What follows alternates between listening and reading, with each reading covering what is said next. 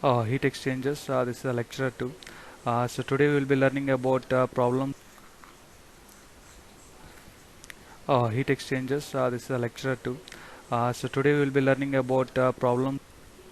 Okay. So next is initial and tube counterflow heat exchanger water flows through copper tube 20 mm ID and the 23 mm OD. So see here. In the previous problem he has not given about the ID and OD, he has just given the diameter of the tube, but here he has mentioned about ID and OD. This is very much important while solving the problem. I will explain that. While oil flows through the shell, okay, water enters at 20 degrees Celsius and comes out at 30 degrees. So he has given the water temperatures. While oil enters at 75 degrees Celsius and comes out at 60 degrees Celsius, given the oil temperatures, that is hot fluid temperature. The water and oil side film coefficients are, so he has given the both heat transfer coefficients with respect to water and oil. Okay, two heat transfer coefficients. The thermal conductivity of the tube wall is 355. What he has given K. The following factors on the water and oil sides may be taken as 0.004 and 0.001 respectively. He has given the following factors. Okay, just add these following factors in the heat transfer coefficient formula to find the value of overall heat transfer coefficient. Okay, if the length of the tube is 2.4 meters, calculate the following. So what is asking to find the overall heat transfer coefficient and the heat transfer rate. Okay, so let's see how to solve the problem. Just note down the values which is given in the question in terms of this.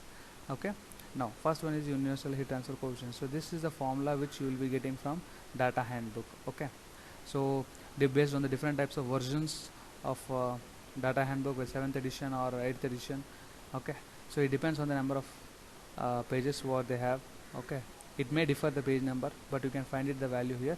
Just go to the heat exchanger uh, topic in the data handbook, you will get the values of this formula. Okay, since you have taken with respect to outside heat transfer coefficient, we will be having two formulas. Okay, so this is the outside heat transfer coefficient, that is inside heat transfer coefficient. Okay, since why we are taking outside here. Okay, since the you can see here the water flows through a copper tube, so water is flowing inside. Okay, okay, hot fluid is flowing outside the uh, pipe. Okay, hence the resistance will be more across the outside surface, hence we are considering the outside overall heat transfer coefficient. Okay, substitute all the values which has given in the question. Okay, just to find the value of u naught, so this becomes the value of u naught, that is overall heat transfer coefficient when considered to outside heat resistance. Next is heat transfer rate.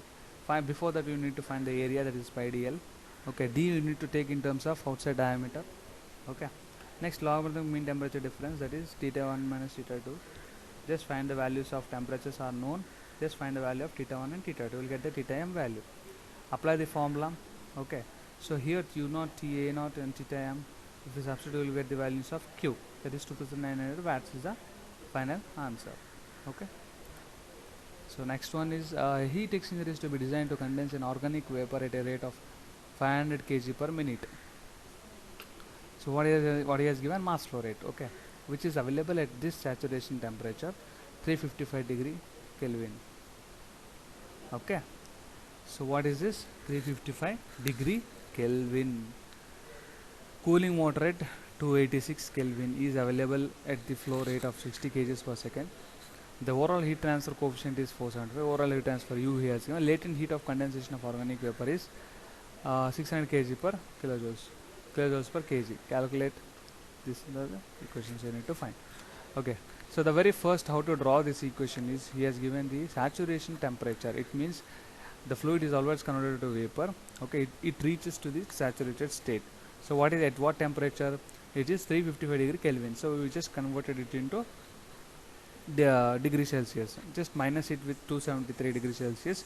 You will get this in terms of degree Celsius. Now, if you pass a cold water towards that steam, that is vapor, so 13 degrees. So what is initial temperature of cold water? That is cooling water at 286 Kelvin is about to flow.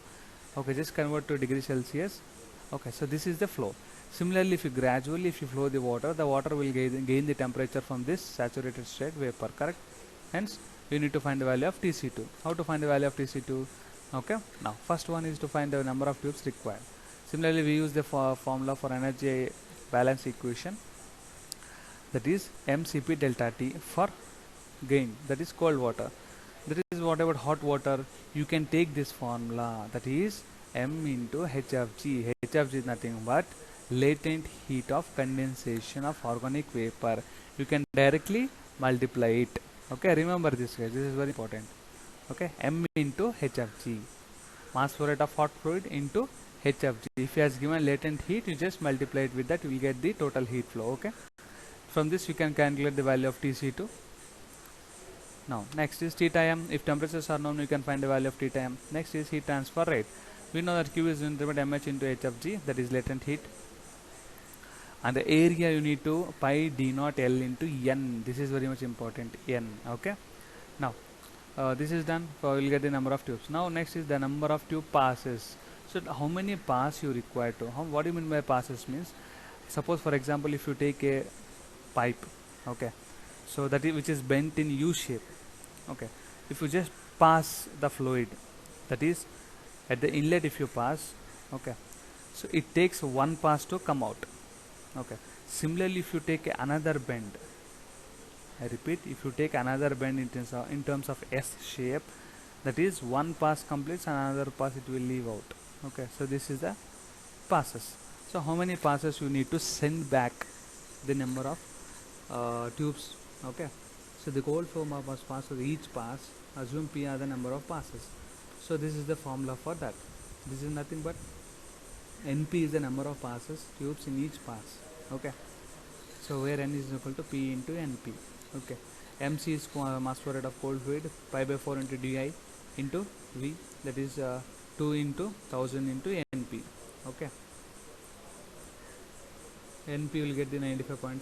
Similarly, number of passes is nothing but P is equals to N divided by NP. We have taken the formula.